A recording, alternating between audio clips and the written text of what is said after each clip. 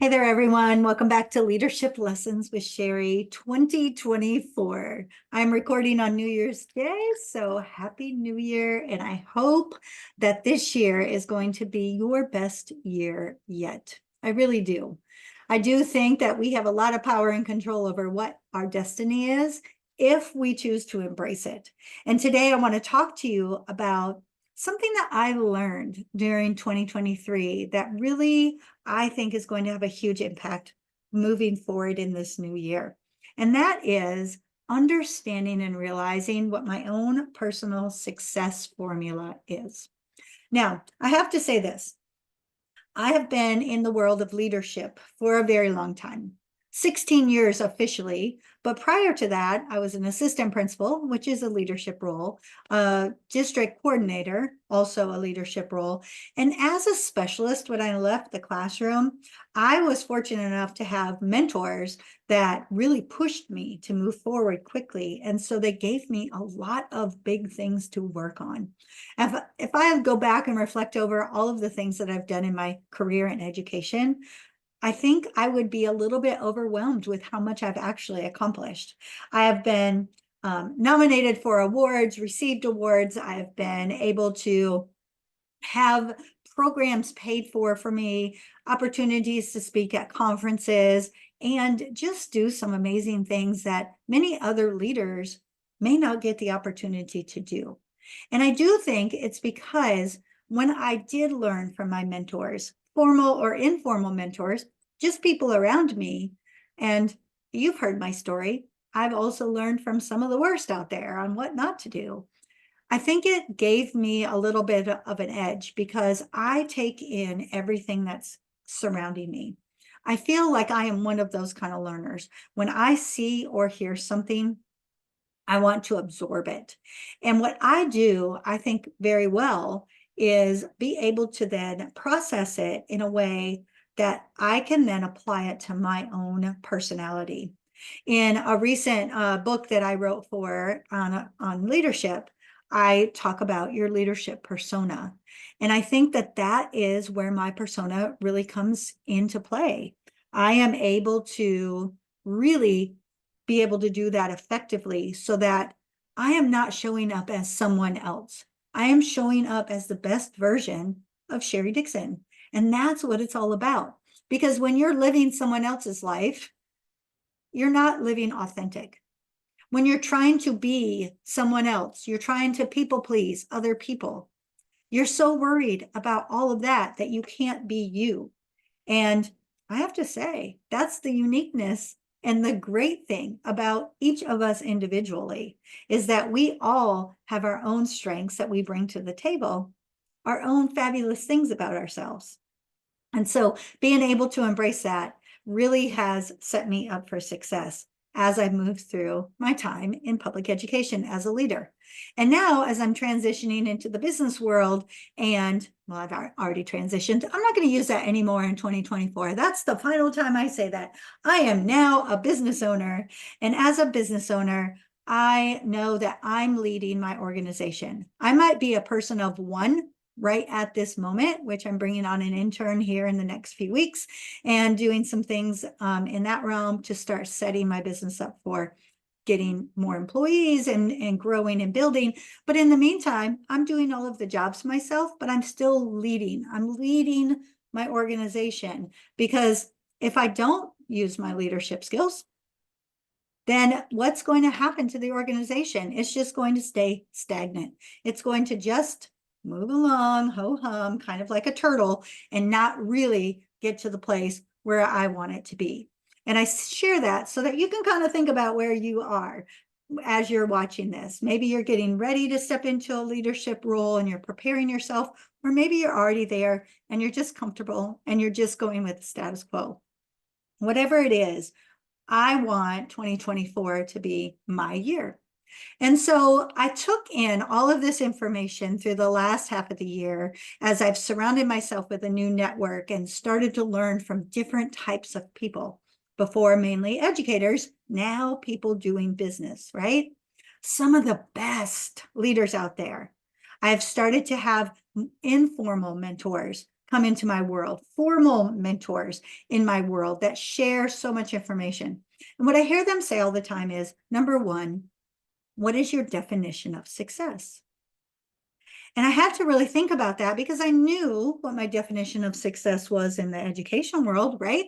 I knew that if the school was successful, the climate and culture was at a level indicated by feedback that was moving us along that continuum of success, and that I had systems and processes in place that were able to sustain the building in a positive manner, then I knew I was being successful. I also knew I was being successful if, when I got my yearly evaluations back, that I saw myself growing in areas that I was focused on to grow in as a leader, that I was building my own individual leadership development plan so that I could continue to learn and grow, because we're never going to stop learning all of the things, right? Things change all the time.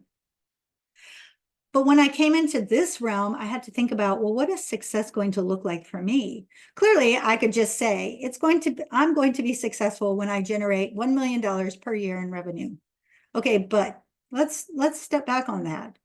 Yes, that might be my long-term goal, but that might take a minute, right? And so is that meaning I'm going to be telling myself every year that I don't make that goal, that I'm not successful?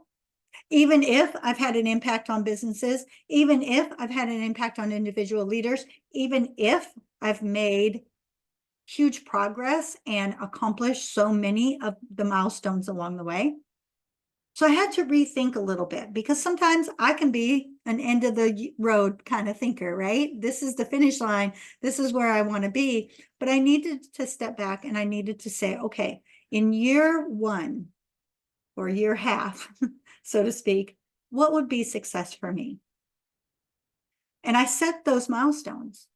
And now I had to sit down, and I did this yesterday. In year one, my first full year, what is success going to look like for me?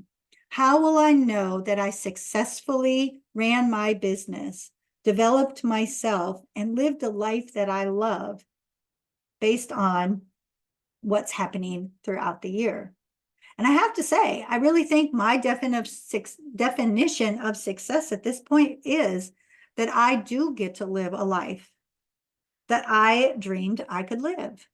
One where I'm financially stable. So it doesn't necessarily mean a specific dollar amount, but being able to pay my bills and enjoy life. One where I have time freedom, where I can go see my daughter when I want to, work from where I need to. If I want to travel, I can do so, and encourage myself to do that. One where my health and wellness is in a place where I can go do things that I want to do. I'm not worried about getting sick or being sick or not having the right sleep to be able to endure the stress that comes along with life, right? And also one that prioritizes relationships, because we're in a people business, personally and professionally. And if I'm not focusing on fostering solid relationships, then what am I doing, right? So my definition definitely of success is that I am building and living that life that I dreamed of being able to do by the end of this year. So it made me start to think about, how do I get there? And I've been, like I said, doing a lot of the work behind the scenes. And one book that really has stood out to me this year was the book Think and Grow Rich. And right now I'm currently reading Think and Grow Rich for Women. And I highly recommend it, ladies out there. If you're watching this, listening to this, super, super fantastic book. You may or may not agree with everything in the book, but I do think there's some solid principles in both books that really can apply to anybody's life in business and in life in general, personal lives. And I went through the activity that Napoleon Hill outlines in his book and really set myself up for this plan, this statement that I read to myself every day about my future aspirations and how I'm going to get there. And he focuses on these principles in life that really take you to that next level, that will guarantee your success if you stay focused on those principles. And there are several of them. And I like the simple life. So I stepped back And I thought about this yesterday, as I was running, and I came up with my own success formula. And I wanted to share that with you this week here on Leadership Lessons. You may take this and run with it. Just give me credit, don't take my name on it. But also, I want you to feel like you can adjust it, right? Because we all need to develop our own success formula that's going to work for ourselves. So the first letter, or let me tell you the formula, and then I'll explain each letter. So the formula goes like this: D plus F plus P plus A equals success. All right, so you're going, okay, girl, come on now. Tell me what these letters stand for. All right, so number one, D is your desire. You have to have a relentless desire for what you want, meaning you need to know exactly what it is you want, and you need to have it in front of you to a place where you are going to be reminded of it every single day. And it's basically your purpose. It is your main goal in life. It is what you will do to accomplish. You will do anything to accomplish that desire. So D is your desire, your big, big desire. Plus F, faith. Not necessarily am I talking about religion, because everybody has their own beliefs. However, you do have to believe that you can get that desire, that the spirits are out there to help you, that the universe is in your favor, that you are worthy of meeting that goal, that you have the ability to persevere and get to that goal, that it is doable, that you can attain it. So desire plus faith. Now, you have to have those two pieces in place, but those are not the only two pieces. There's more to the formula. What's the P? The P is your plan, your roadmap for getting to your desire.